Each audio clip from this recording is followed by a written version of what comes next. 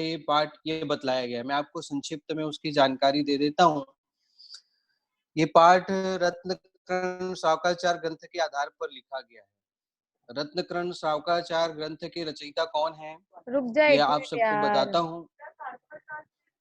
रत्नकरण सावकाचार ग्रंथ के तू होस्ट रचयिता नहीं है ना मीटिंग की। आचार्य समंतभद्र देव हैं। आचार्य समंतभद्र देव ने रत्नकरण सावकाचार ग्रंथ की रचना की, अनेक ग्रंथों की रचना की। आप को मैंने कल रात में भी कहा था और आज अभी पुनः कहता हूँ कि आप लोग जो भी पाठ अपन पढ़ाएंगे उसको आप लोग एक दिन पहले से रीड करके आना है आपको कंपलसरी, क्योंकि यहाँ पर अपन रीड नहीं करेंगे, अपन उस चैप्टर को समझेंगे।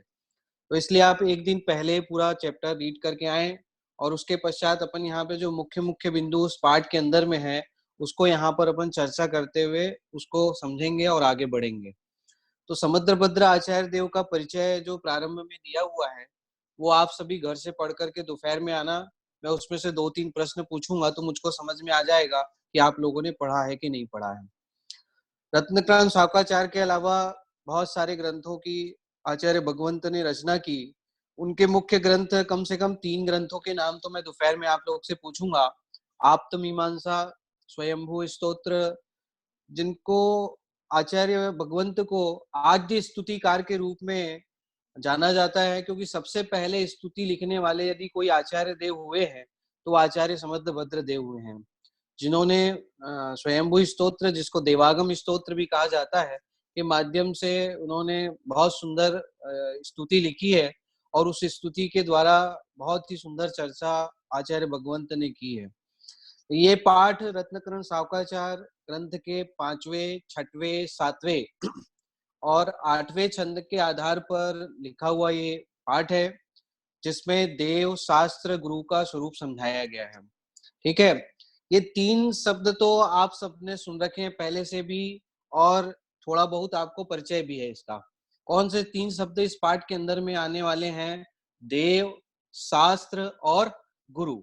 बहुत बढ़िया, आप सबकी आवाज मुझ तक के पहुंच रही है, आप सबके भाव मुझ तक पहुंच रहे हैं। आप लोग की जो सारी एक्टिविटी है वो मुझे दिखाई दे रही है। बहुत सुंदर तरीके से आप लोग बैठे हुए हैं और इसी तरीके से पूरे टाइम आपको क्लास के दरमियान बैठना है। तो देव, शास्त्र और गुरु, आप सबको पता होगा कि आचार्य समंतभद्र देव ने देव, शास्त्र, गुरु के श्रद्धान को सम्यक दर्शन कहा है। मैंने कल भी आपको बतलाया था, जो लोग क्लास में कल ज्वाइन हुए थे उनको, आज और भी बच्चे बहुत सारे ज्वाइन हुए हैं। रत्नत्रय सम्यक दर्शन की प्राप्ति के चिनागम में 4 उपाय बतलाए गए हैं। कौन कौन से 4 उपाय बतलाए गए हैं? पहला, देव, शास्त्र, गुरु का श्रद्धान। दूसरा, 7 तत्वों का सच्चा श्रद्धान। तीसरा, स्व और पर का भेद विज्ञान। और चौथा, आत्मा का श्रद्धान। कितने उपाय बताए गए हैं सम्यक दर्शन के? 4 उपाय बतलाए गए हैं। और आपको पता होगा कि जैसे मान लो कभी दूध रखना है अपने को, तो दूध किस में रखा जाएगा? कि उसके लिए कोई ना कोई पात्र चाहिए, भगोना चाहिए, गंजी चाहिए, कोई ना कोई पात्र चाहिए। बिना पात्र के दूध रखा जा सकता नहीं है, और बिना दूध के मलाई नहीं होती है, और बिना मलाई के घी नहीं बनता है। तो ऐसे ही देव, शास्त्र, गुरु का श्रद्धान पात्र के समान है, कि जिसके बिना सम्यक दर्शन प्राप्त करने की पात्रता उत्पन्न नहीं होती है। पात्रता का मतलब है योग्यता, कि आप यदि सच्चे देव शास्त्र गुरु की उपासना करते हैं, सच्चे देव शास्त्र गुरु का आपको यथार्थ श्रद्धान है, सच्चे देव शास्त्र गुरु के अलावा यदि अन्य जगह आपका मस्तक नहीं झुकता है, इतना दृढ़ श्रद्धान यदि आपको है, तो आप उस सम्यक दर्शन को प्राप्त करने के योग्य हैं, पात्र हैं। और 7 तत्वों का सच्चा श्रद्धान उसमें पात्र में रखे हुए दूध की तरह है, और स्व और पर का भेद विज्ञान उस दूध से निकली हुई मलाई की तरह है, और आत्मा का सच्चा श्रद्धान उस मलाई से निकले हुए घी की तरह है, जो उस चीज का अंतिम रूप है। और जिसके आत्मा के श्रद्धान के पश्चात तो निश्चित ही इस आत्मा का श्रद्धान का मतलब ही सम्यक दर्शन की प्राप्ति है। लेकिन उसमें सर्वप्रथम उपाय क्या बतलाया है? देव, शास्त्र, गुरु का श्रद्धान। किसका श्रद्धान बतलाया है? देव, शास्त्र और गुरु का श्रद्धान। किसका श्रद्धान बतलाया? देव। आप लोग लिपसिंग करिए, मेरे को समझ में आ जाएगा कि आप लोग बोल रहे हैं कि नहीं बोल रहे हैं। किसके श्रद्धान को सम्यक दर्शन कहा? सबसे पहला क्या उपाय बतलाया? देव, शास्त्र और गुरु का श्रद्धान। फिर से बोलिए आप लोग। बहुत अच्छा, फिर से बोलिए एक बार। किसका श्रद्धान? बहुत अच्छा, देव, शास्त्र, गुरु का श्रद्धान। किसका श्रद्धान? देव। आपने रेवती रानी की कहानी सुनी होगी। रेवती रानी की कहानी सुनी आप लोगों ने सबने? नहीं। उनको जिन शासन पे जिनेन्द्र परमात्मा में देव, शास्त्र, गुरु के ऊपर इतना श्रद्धान था कि कोई भी इंद्र नरेंद्र आकर के उनको चलायमान नहीं कर सकता था, उनकी श्रद्धा को डगमगा नहीं सकता था। आपने कहानी नहीं सुनी है, मैं संक्षिप्त में 1 मिनट में आपको उसके बारे में बता करके अपन पाठ प्रारंभ करेंगे। उसकी देव गुरु धर्म के ऊपर, देव शास्त्र गुरु के ऊपर श्रद्धा इतनी दृढ़ थी कि देवताओं तक में उसकी चर्चा थी कि रेवती रानी की श्रद्धा को कोई डिगमगा नहीं सकता। तो एक देव ने सोचा कि चलो मैं परीक्षा करता हूं उनकी, कि उनको कितनी श्रद्धा है।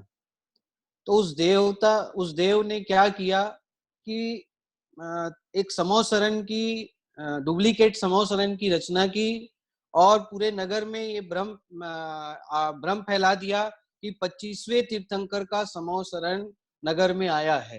क्या भ्रम फैला दिया? कि 25वें तीर्थंकर का समोसरण नगर में आया है। जैसे बहुत सारे ऐसे लोग थे कि जो कौतूहलवश या कोई अरे चमत्कार हो गया होगा, चलो देखने चलते हैं, ऐसा सोच करके जाने लग गए। सब लोग जाने लग गए, सब लोग जाने लग गए। जैसे आप लोगों ने देखा होगा कि भारत में भी एक बार भगवान दूध पी रहे थे तो लोग उसको देखने के लिए जाने लग गए थे। एक बार ऐसा भी हुआ था कि कहीं पसीना आ रहा था मूर्ति को, तो उसको लोग देखने जाने लग गए थे। तो ऐसे ही वहां पर भ्रम फैला दिया तो लोग देखने चले गए।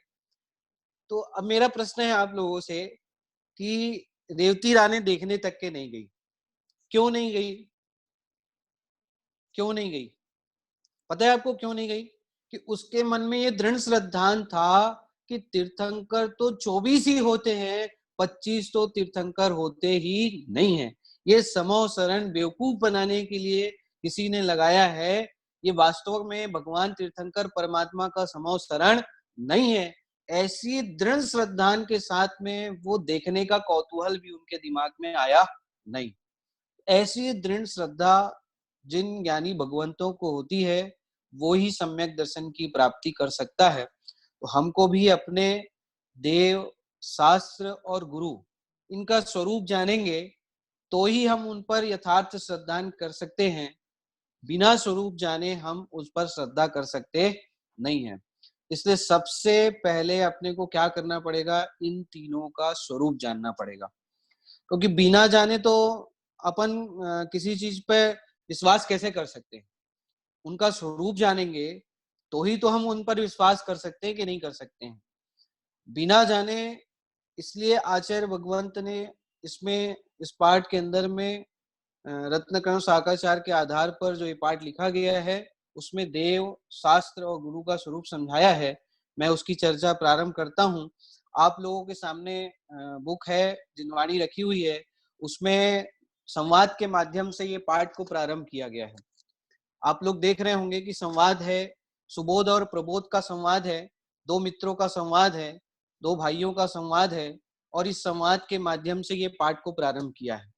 तो इस पाठ में सबसे मुख्य पहला प्रश्न उठा है कि हमें किसकी पूजन करनी चाहिए, तुम कहाँ जा रहे हो पूजन करने के लिए, क्यों जा रहे हो, इस प्रकार के प्रश्नोत्तर के माध्यम से पाठ प्रारंभ हुआ है। तो उसमें सबसे पहला प्रश्न यही उठा है कि पूजन किसकी की जाती है और उसकी पूजन क्यों की जाती है, उनका स्वरूप क्या है। ये प्रश्न के माध्यम से ये पाठ का शुभारंभ हुआ है।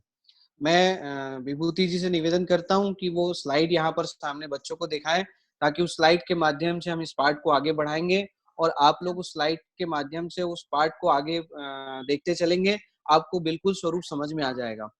ठीक है। ये पूजन किसकी की जाती है, वो स्लाइड यहाँ पर चालू हो रही है जब तक के अपन रेगुलर होते हैं, कि पूजन किसकी की जाती है। तो इसमें उत्तर क्या दिया है, आप लोग की बुक में प्रबोध ने उत्तर दिया, देव, शास्त्र और गुरु की पूजन करता हूं। मतलब पूजन किसकी की जाती है, कि पूजन देव की, शास्त्र की और गुरु की। पूजन किसकी की जाती है। आप सबके सामने स्क्रीन क्लियर दिख रही है, सबको दिख रही है स्क्रीन। ठीक है। ऊपर लिखा है पूजन किसकी की जाती है, किसकी की जाती है पूजन। देव, आप लोग दोहराते जाना साथ में, किसकी की जाती है पूजन, सामने लिखा हुआ है, आप लोग पढ़िए साथ में। देव, शास्त्र और गुरु, तीनों का चित्र भी सामने बना हुआ है, ताकि आपको उसका भाव भाषण भी हो जाए कि देव मतलब क्या, शास्त्र मतलब क्या और गुरु मतलब क्या। चित्र के माध्यम से भी हमको ज्ञान होना चाहिए, कि चित्र देख के हमको समझ में आ जाना चाहिए कि कौन देव है, कौन शास्त्र है और कौन गुरु है। तो पूजन किसकी की जाती है, देव, शास्त्र और गुरु, इसकी पूजन की जाती है। तो फिर प्रश्न, यहाँ पर प्रश्नोत्तर को एक बहुत अच्छे सुंदर तरीके से आगे बढ़ाया है कि आप लोग किस देवता की पूजन करते हैं। क्या प्रश्न खड़ा करके इस पाठ के माध्यम से आगे बढ़ाया है कि आप किस देवता की पूजन करते हैं। बहुत सुंदर प्रश्न किया कि आप किस देवता की पूजा करते हैं। तो बहुत सुंदर उस पाठ में जवाब दिया है कि जैन धर्म में व्यक्ति की मुख्यता नहीं है, वह व्यक्ति के स्थान पर गुणों की पूजा में विश्वास रखता है। क्या जवाब दिया है, आप लोग सब किताब में देख रहे हैं, क्या लिखा है किताब के अंदर में। और ये स्लाइड भी मैं थोड़ा सा आगे बढ़ाता हूँ, इस स्लाइड के माध्यम से आपको वो पॉइंट समझ में आ जाएगा। नेक्स्ट स्लाइड देखिएगा, आप सामने आपके स्क्रीन में आ जाएगा। जैन धर्म में व्यक्ति की मुख्यता नहीं, वह व्यक्ति के स्थान पर गुणों की पूजा में विश्वास रखता है। जिन शासन में कोई व्यक्ति पूज्य नहीं होता है। मतलब आप लोगों ने इसके पहले भी मैंने कल बताया भी था, बाल बोध भाग 1 में आदिनाथ भगवान वाले पाठ में ये चीज आप लोगों ने पढ़ी है कि भगवान जन्मते नहीं है, भगवान बनते हैं। अपने जिन शासन में कोई जन्म से भगवान नहीं होता है, कोई भगवान अवतरित नहीं होते हैं, पैदा नहीं होते हैं। वो पुरुषार्थ करके, कर्मों का अभाव करके, आत्मा की साधना करके भगवान बनते हैं। और अपने जिन शासन में गुणों के आधार से पूजा की जाती है, कोई ऐसा नहीं कि पर्टिकुलर व्यक्ति के आधार से यहाँ पर जिन शासन में पूजा की गई हो। अपने जिन शासन में किसके आधार से पूजा की जाती है, गुणों के आधार से। आप लोग मेरे साथ में बोलिए, अपने जिन शासन में किसके आधार से पूजा की जाती है, गुणों के आधार से। ठीक है। यहाँ पर व्यक्ति पूज्य नहीं होता है। कोई भारत में महात्मा गांधी भी बहुत प्रसिद्ध हुए हैं और अन्य महापुरुष भी बहुत प्रसिद्ध हुए हैं।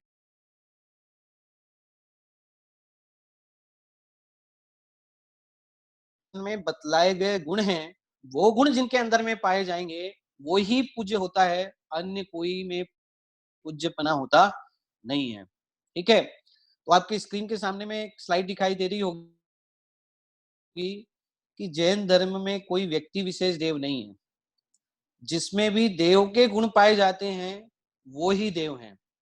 और सच्चा देव वही है जो वीतरागी, सर्वज्ञ और हितोपदेशी हो। ये तीनों जो गुण हैं, इसकी चर्चा आपने पहले भी सुनी होगी और यहाँ पर विशेष और गहराई पूर्वक इसकी चर्चा की गई है इस पाठ के अंदर में। तीन यहाँ पर गुणों की चर्चा की। कौन से तीन गुण बताए देव के, वीतरागी, सर्वज्ञ और हितोपदेशी। कौन कौन से तीन गुण बताए, आप लोग बोलिए साथ में, कौन कौन से तीन गुण बताए। और हितोपदेशी, बहुत अच्छा। बहुत सारे बच्चे नहीं भी बोल रहे हैं, मैं सबसे निवेदन करूंगा कि साथ में बोलते हुए चलें, बहुत आनंद आएगा आपको। कौन से तीन गुण बताए, यहाँ पर कौन से तीन गुण बताए, कौन से तीन गुण, पहला, दूसरा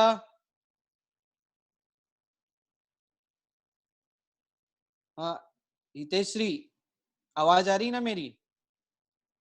हाँ, पहला कौन सा बताया? मनन पहला, प्रक्षाल दूसरा, और तीसरा हितोपदेशी। बहुत अच्छा। देखो आप लोग मेरी भावना भी पढ़े होंगे। मेरी भावना में भी जो शुरू की पंक्ति है उसमें देव का स्वरूप बतलाया गया है, आप लोग को याद भी होगी।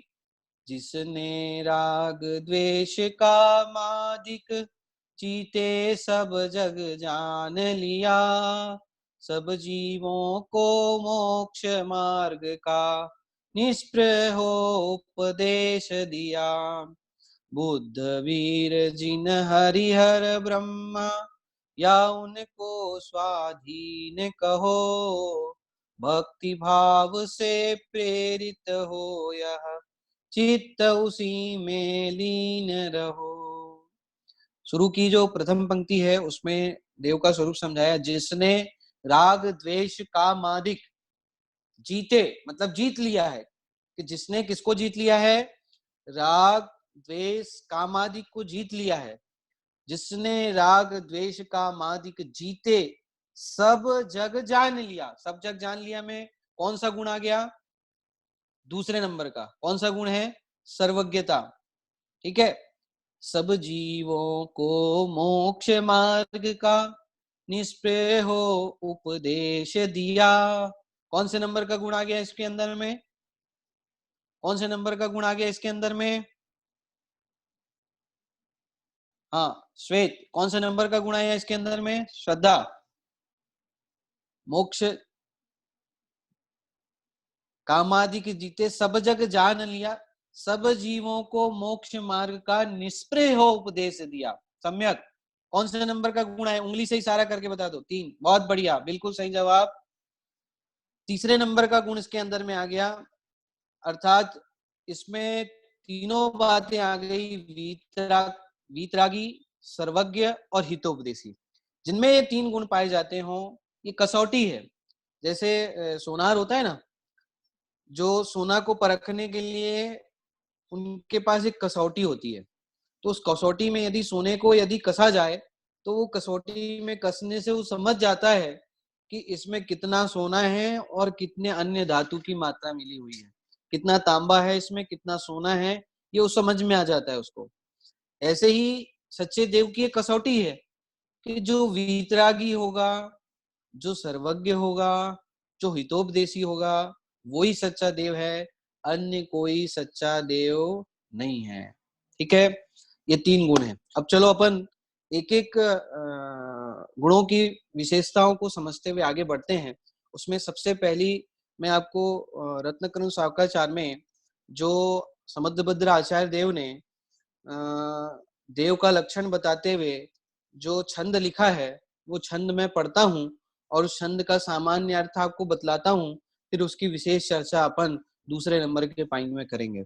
आप सबके सामने स्क्रीन में वो छंद भी है, आप लोग की किताब में भी साइड में जिसमें रत्नकरण सावकाचार्य लिखा हुआ है, उसके नीचे वो छंद लिखा हुआ है। ठीक है। और सामने स्क्रीन में भी आप लोग के दिखाई दे रहा होगा। सबको स्क्रीन में दिखाई दे रहा है? सलोनी दिखाई दे रहा है? तेजश्री दिखाई दे रहा है? हाँ ठीक है। मैं बोलता हूँ छंद, आप लोग भी वहां पर बोलने का प्रयास कीजिए। आप लोग बोलेंगे। संस्कृत के छंद हैं अपने, आचार्य भगवंतों ने जो लिखे हैं, वो ओरिजिनल संस्कृत के छंद पढ़ने में बहुत आनंद आएगा। मैं इसको तोड़ तोड़ करके पढ़ता हूँ, आप लोग ध्यान से सुनिए पहले एक बार।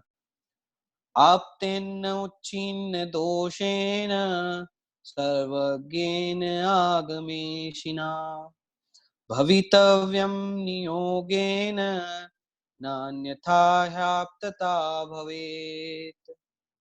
देव का लक्षण बताते हुए इस छंद में आचार्य भगवंत ने एक शब्द प्रयुक्त किया है।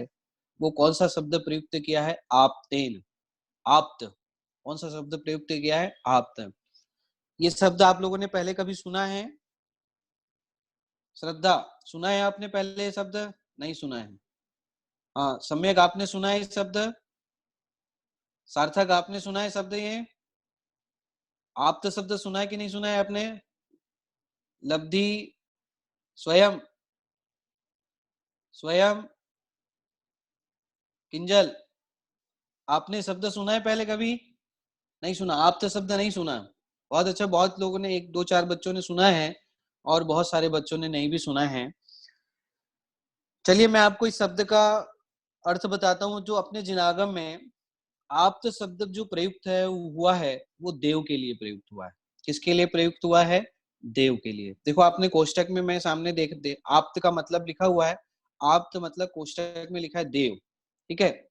और देव में भी अरिहंत परमात्मा, तीर्थंकर परमात्मा के लिए ये शब्द प्रयुक्त होता है। किसके लिए प्रयुक्त होता है?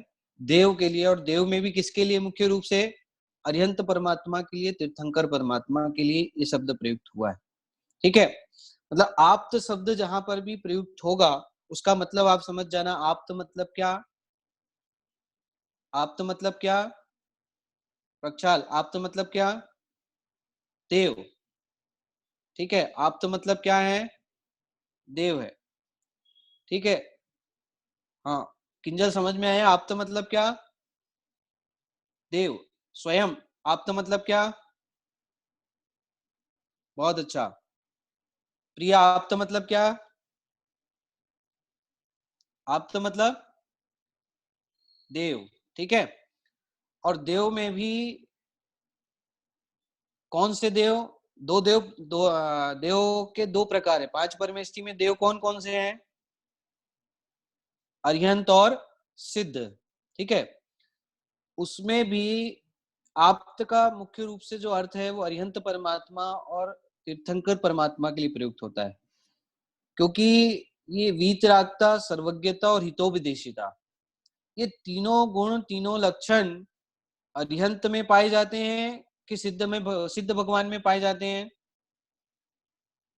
आप लोगों ने इसके पहले तीर्थंकर और भगवान वाला पाठ पढ़ा होगा, उसमें उसकी चर्चा पहले हुई होगी, ध्यान में होगी आपको। भगवान किसे कहते हैं?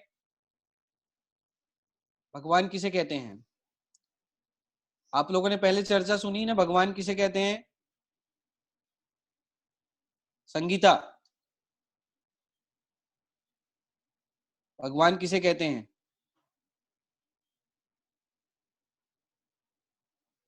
आपने सुना है सब पहले? मोक्षा,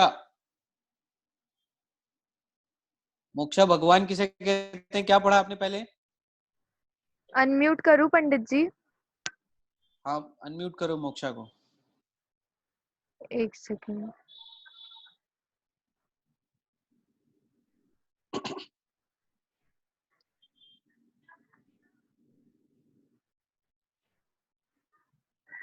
जैनिल, ठीक है। समझ में आ रहा है? आवाज आ रही समझ में? जैनिल बोलो। हाँ। हाँ जैनिल बोलो। भगवान किसे कहते हैं? और सर्वज्ञ हो। हाँ, जो वीतरागी और सर्वज्ञ हो। बहुत अच्छा। इसमें एक तीसरा कौन सा लक्षण ऐड हो गया? हितोपदेश। बहुत अच्छा। ये तीनों लक्षण अरिहंत सिद्ध दोनों में से किस में पाया जाता है? अरिहंत। क्यों अरिहंत में पाया जाता है? सिद्ध में क्यों नहीं पाया जाता? पता है आपको? क्योंकि सिद्ध भगवान केवल वीतरागी और सर्वज्ञ होते हैं, पर हितोपदेशी नहीं होते हैं। वो हित का उपदेश नहीं देते हैं। इसलिए तो नमोकार मंत्र में सबसे पहले अपन किसको नमस्कार करते हैं? अरिहंत जी। सिद्ध भगवान को पहले नमस्कार नहीं किया, जबकि 8 कर्म का नाश करने के कारण से सबसे बड़े पद के हिसाब से यदि देखा जाए तो कौन है? सिद्ध भगवान। लेकिन पहले किसको नमस्कार किया है?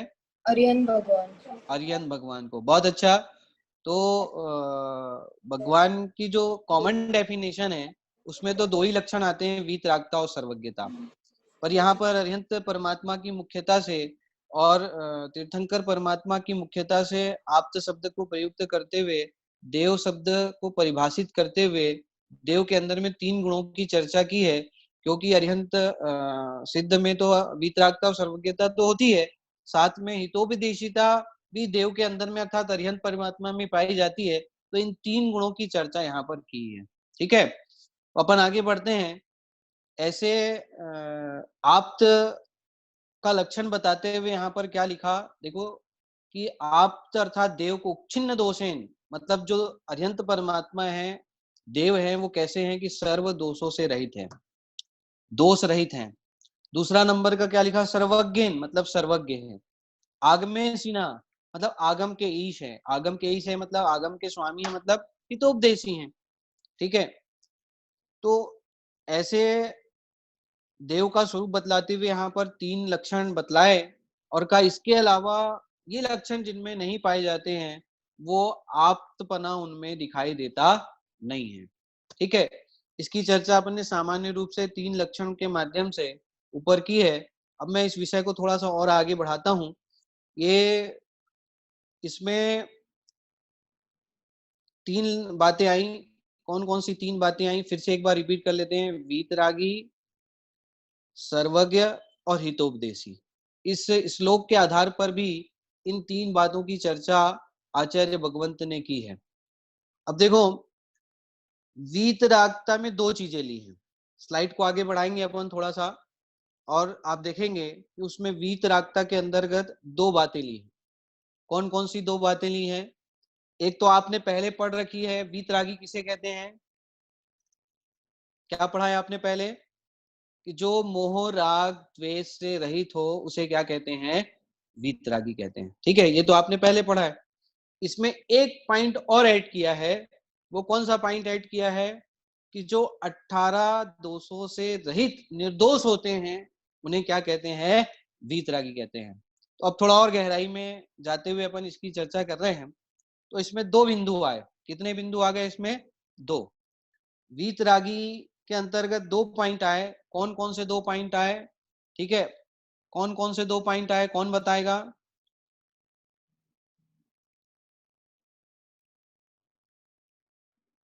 साक्षी,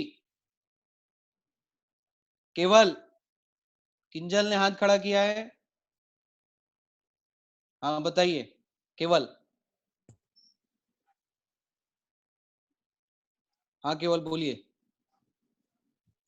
आवाज नहीं आ रही केवल की। हाँ, जो मोह राग द्वेष से रहित है और जो 18 दोषों से रहित है उन्हें वीतरागी कहते हैं। उन्हें वीतरागी कहते हैं। बहुत अच्छा, 2 पॉइंट यहाँ पर लिया है। दोनों पॉइंट आप लोग ध्यान में रखिएगा। एक पॉइंट तो पहले आपने पढ़ रखा है कि वीतरागी मतलब क्या, कि जो मोह राग द्वेष से रहित हो। यहाँ पर दूसरा पॉइंट लिया कि जो 18 दोषों से रहित निर्दोष होते हैं उनको क्या कहते हैं? वीतरागी कहते हैं। और 18 दोषों के नाम आप लोगों ने सुने होंगे, नहीं सुने होंगे तो मैं स्क्रीन में आपको दिखाता हूं।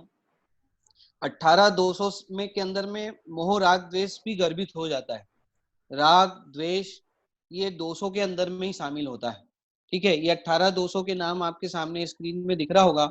मैं पढ़ता हूं, उसको आप लोग ध्यान से सुनिएगा। क्षुधा, तृषा, जरा, जरा मतलब बुढ़ापा, वृद्धपना। आतंक, आतंक मतलब रोग।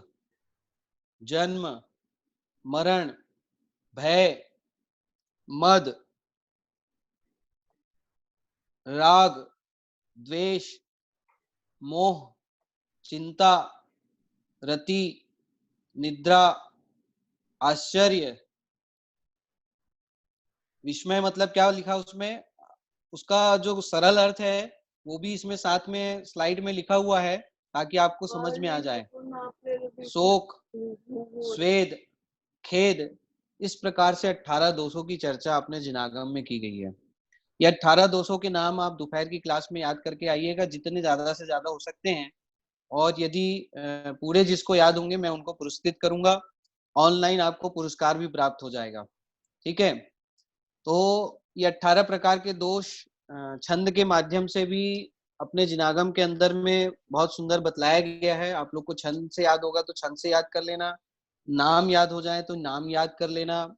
जन्म, मरण, तिरखा, क्षुधा, विस्मय, आरत, खेद, रोग, शोक, मद, मोह, भय, चिंता, निद्रा, स्वेद, राग, द्वेष, अरु, मरण, जुत, ये अष्टादश दोष नहीं होत अरिहंत के, सो छवि लायक मोश। ऐसा ये पद है। ये पद के माध्यम से भी याद कर सकते हैं। और ये 18 प्रकार के जो दोष हैं, यहाँ पर नाम सहित आपके सामने दिखाई दे रहा होगा स्क्रीन में, जो लिख सकते हैं वो 18 दोषों के नाम लिखते जाएं साथ में। ठीक है, अब देखिए ये 18 दोषों से रहित निर्दोषपना वीतरागी तीर्थंकर परमात्मा वीतरागी भगवान के आचार्य भगवंतों ने बतलाया है। इसकी बहुत सुंदर चर्चा जिनागम के अंदर में की गई है। आप खुद विचार कीजिए कि देव, सच्चे जो देव होते हैं वो कैसे होते हैं।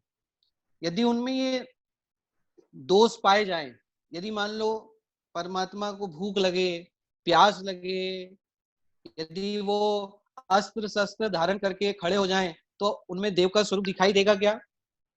कोई शस्त्र पकड़ के खड़ा हुआ है तो शस्त्र कोई क्यों पकड़ता है? कि उसके अंदर में कोई भय हो तो कोई शस्त्र पकड़ेगा। और हमारे परमात्मा जिनको किसी प्रकार का कोई भय नहीं है, इसलिए किसी भी प्रकार का वो अस्त्र शस्त्र धारण करते नहीं है। आपने वो भजन भी सुना होगा, उस भजन के अंदर में बहुत सुंदर पंक्ति भी आई है, जगत के देव सब देखे, कोई रागी कोई द्वेषी, किसी के हाथ आयुध है, किसी को नार भाती है। क्या है पंक्ति के अंदर में? जगत के देव सब देखे, कोई रागी कोई द्वेषी, किसी के हाथ आयुध है, किसी को नार भाती है।